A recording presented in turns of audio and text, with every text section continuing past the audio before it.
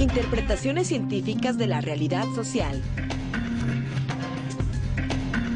Hoy hablaremos de las principales teorías sociales que surgieron para explicar la realidad social. Oye, Felipe, ¿y tú por qué crees que las sociedades se comportan como lo hacen?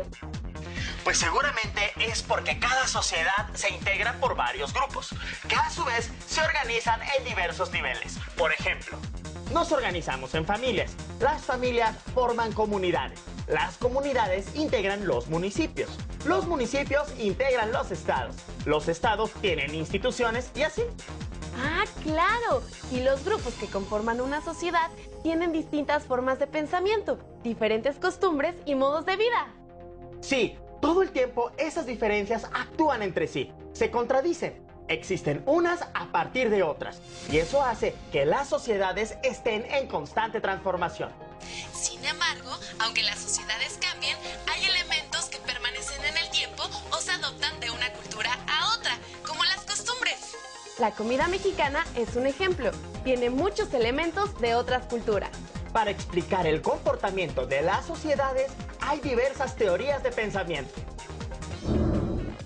Las fuertes transiciones que vivía el Reino de Prusia, aumentando sus territorios mediante la unificación de los estados alemanes junto a la Revolución Industrial y la primera era del capitalismo, fueron el marco donde Karl Marx, filósofo, economista y sociólogo, desarrolló sus primeros estudios acerca de la realidad social y del sistema de producción.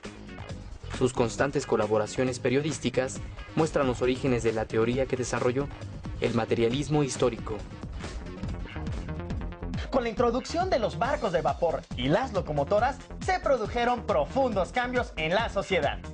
Y con las primeras fábricas se dieron los primeros movimientos obreros. Hegel nació en uno de los periodos de cambios más significativos de la historia, la Revolución Industrial y la primera era del capitalismo.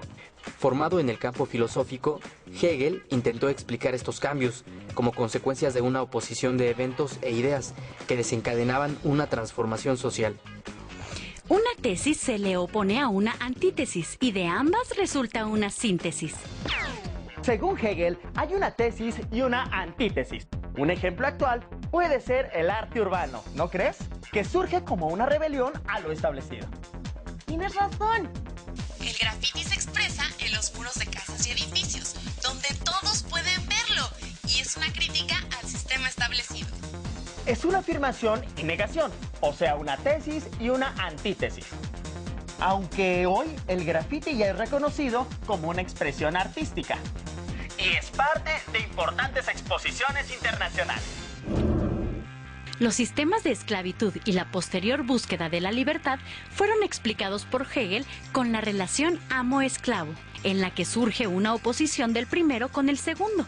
Al final, el esclavo logra ser libre como lo era su amo, cumpliendo un ciclo de afirmación, negación de la afirmación y negación de la negación o síntesis. Marx explicó que la lucha de clases cambia la historia de una sociedad.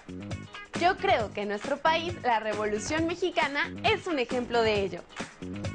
Londres, 1848. Se publica el manifiesto del Partido Comunista escrito por Marx y Engels, destacando tres ideas principales. 1.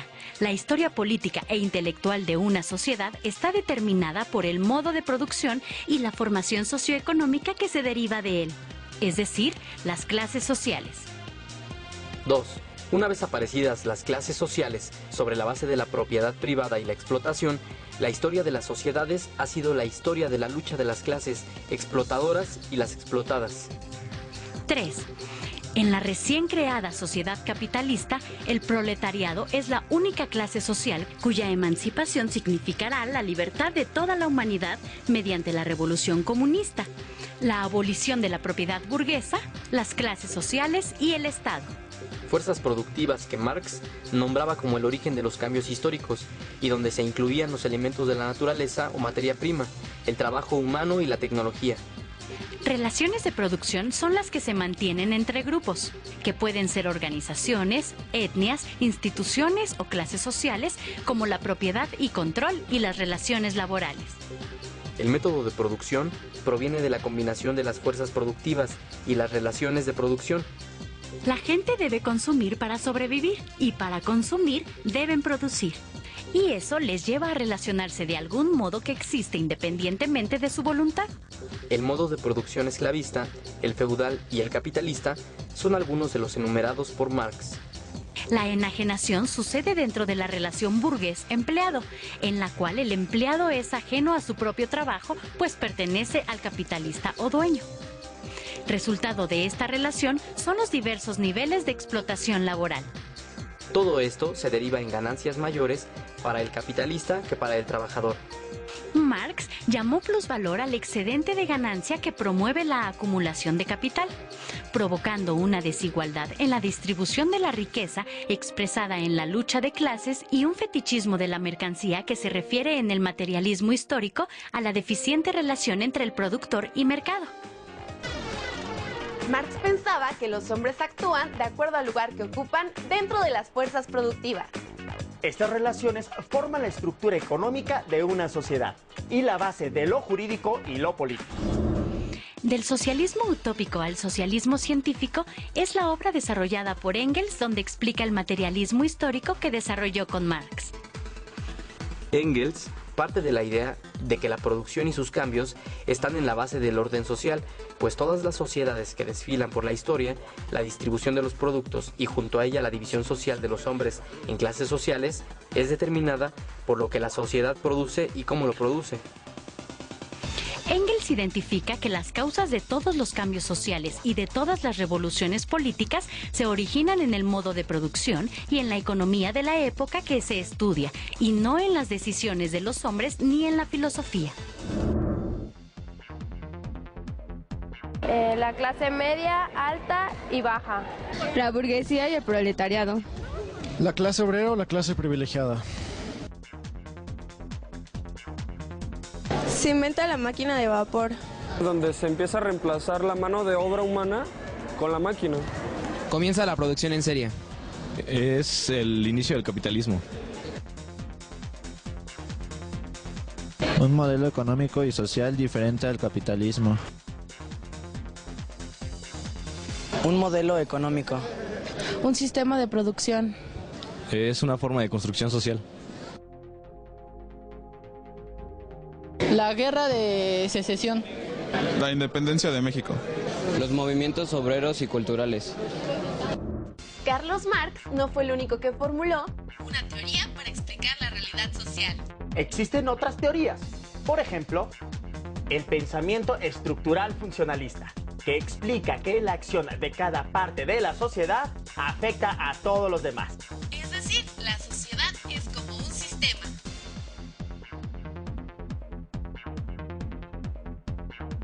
Un sistema es un conjunto de componentes que interactúan entre sí. Los sistemas pueden ser conceptuales o materiales. Una célula es un ejemplo de un sistema material biológico, un ejército de un sistema material social y una teoría científica de un conceptual lógico. Para Emil Durkheim y el estructural funcionalismo, las ciencias sociales debían estudiar los fenómenos sociales en su totalidad, no como hechos aislados o producto de la acción de un individuo, sino vistos como un sistema en el que todos los componentes interactúan. El sistema general del orden social se divide en 4 subsistemas. El subsistema biológico, social, cultural y el de personalidad, que es representado por la economía dominante. El cultural, que es el conjunto de normas, valores, costumbres, lenguaje que son compartidos en la sociedad. El social, que incluye las normas que rigen a los individuos y que los organismos jurídicos vigilen su cumplimiento.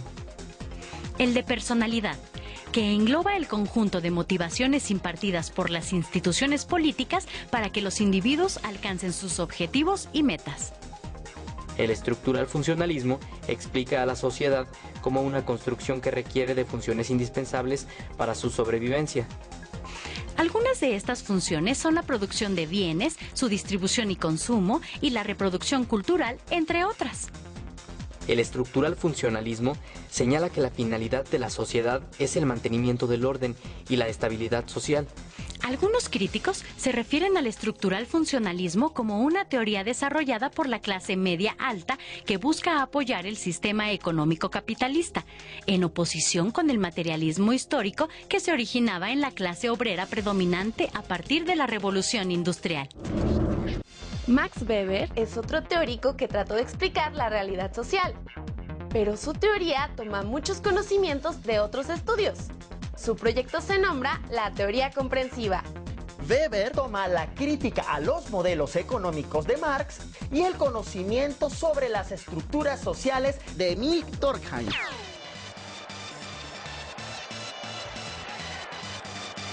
Politólogo, jurista y filósofo, aunque considerado uno de los padres de la sociología, Max Weber asumió el papel de historiador como su oficio.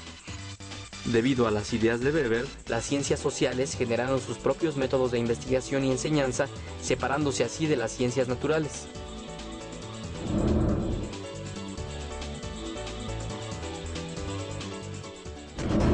En las ciencias sociales lo que nos preocupa es cómo van cambiando las sociedades a lo largo de los tiempos, mientras que en las ciencias naturales lo que nos interesa es averiguar qué vamos a hacer con el conocimiento nuevo que se está generando día a día. Es decir, en ciencias naturales los fenómenos físicos no cambian tan rápido como en las sociedades.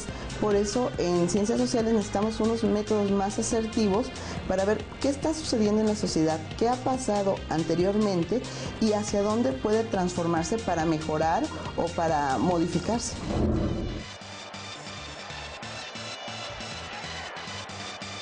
Nosotros podemos ver lo que sucede en el medio ambiente, si va a llover, si no va a llover, y lo que haríamos en ciencias naturales es investigar por qué y cada cuándo llueve. Y eso lo podríamos manejar en tiempo, mientras que en las ciencias sociales nosotros no sabemos cómo a las personas les afecta la lluvia, qué tanto se van a gripar en periodo de lluvias y en qué condiciones sociales, económicas y de trabajo hay para poder investigar, mientras que por un lado nos preocupamos por las personas y sus cambios en el tiempo en que viven, que son las ciencias sociales. Las ciencias naturales lo que van a verificar es cómo funciona la naturaleza y cómo afectaría a las personas.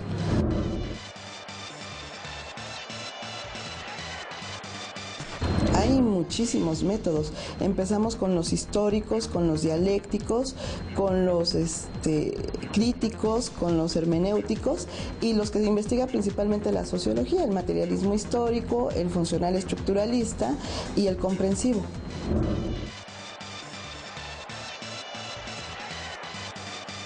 Lo que decía Weber es, no podemos estudiar igual a la naturaleza que a las personas. ¿Por qué? Porque las personas tienen una historia, mientras que la naturaleza tiene efectos en esas personas. Por lo tanto, deberíamos de tener un método para las sociedades y otro para la naturaleza.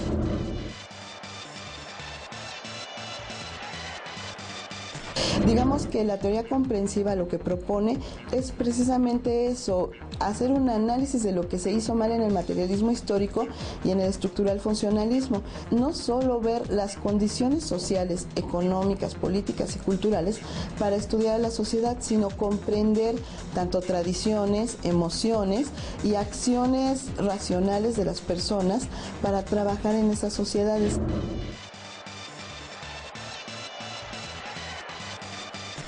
Pues principalmente es Max Weber, pero no podemos evitar la línea del trabajo que hace Radcliffe y Emil Durkheim, que es digamos que el antecedente de la teoría estructural funcionalista.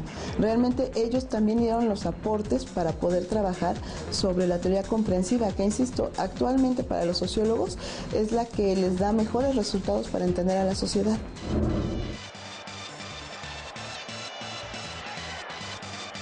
El resultado de la teoría comprensiva es todo el antecedente del materialismo histórico. Realmente el gran aporte que hacen Marx y Engels en el materialismo histórico es pensar que las sociedades industrializadas llevan a los grupos sociales a las sociedades, trayendo problemas entre clases sociales. Realmente lo que hace el materialismo histórico es apuntalar las bases de la teoría comprensiva.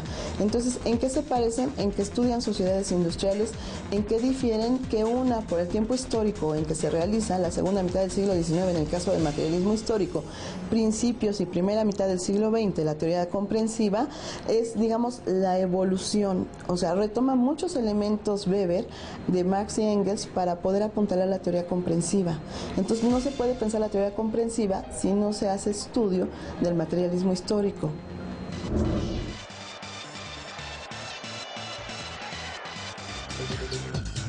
Hay otra teoría que retoma las ideas de Marx y el materialismo histórico. Se conoce como teoría crítica. Aún siendo muy joven, Marx afirmaba que los filósofos se han limitado a interpretar el mundo de distintos modos y de lo que se trata es de transformarlo. Basada en esta idea revolucionaria, surge la teoría crítica cuyos principales representantes son Jürgen Habermas, Herbert Marcuse y Max Horkheimer, entre otros, quienes durante la segunda y tercera década del siglo pasado buscaron retomar el pensamiento marxista aplicándolo innovadoramente en una realidad muy distinta a la que presenció Marx, la Europa sumergida en los periodos de guerra y el nazismo.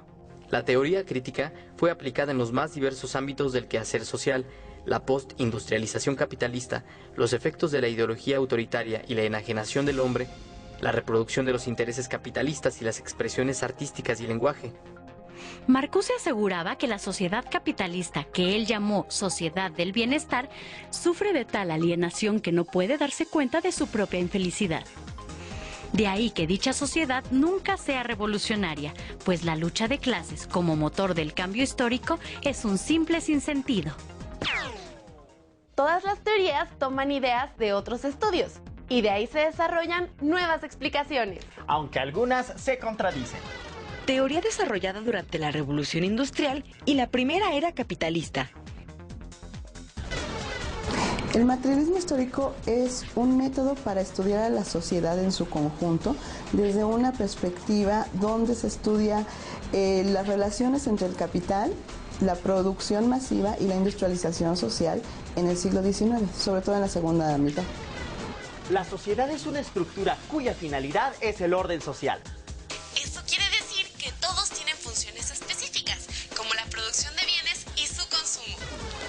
Para estudiar los fenómenos sociales hay que considerar la individualidad de los hombres. Es otro método de investigación en ciencias sociales que precede al materialismo histórico, en el cual lo que se estudia es la relación entre la organización de la sociedad y sus formas de desarrollo. No es suficiente interpretar y estudiar la realidad, hay que transformarla. La teoría comprensiva es otro método de investigación en ciencias sociales que lo que se ocupa principalmente es en estudiar y tratar de comprender la cultura de las sociedades para ver cómo se desarrollan los individuos dentro de la misma sociedad y hacer una explicación más formada de lo que está sucediendo en su momento histórico. La teoría crítica surge después de la Primera Guerra Mundial, en oposición a la teoría tradicional, cuyos intelectuales se enfocaban a observar la realidad social desde una posición pasiva, como observadores, dándose a la tarea de solo entender el orden establecido. Una de sus principales aportaciones giró en torno a la crítica de la transformación de la producción cultural, que debido a la industrialización del liberalismo capitalista, pasó de procesos de producción artesanal únicos a procesos industrializados y masivos. Hay muchas formas de explicar la realidad social, ¿no crees? Y seguirán surgiendo otras nuevas, ya que la sociedad siempre está cambiando. Pues creo que por hoy ha sido suficiente. ¡Nos vemos! ¡Sí! ¡Hasta luego!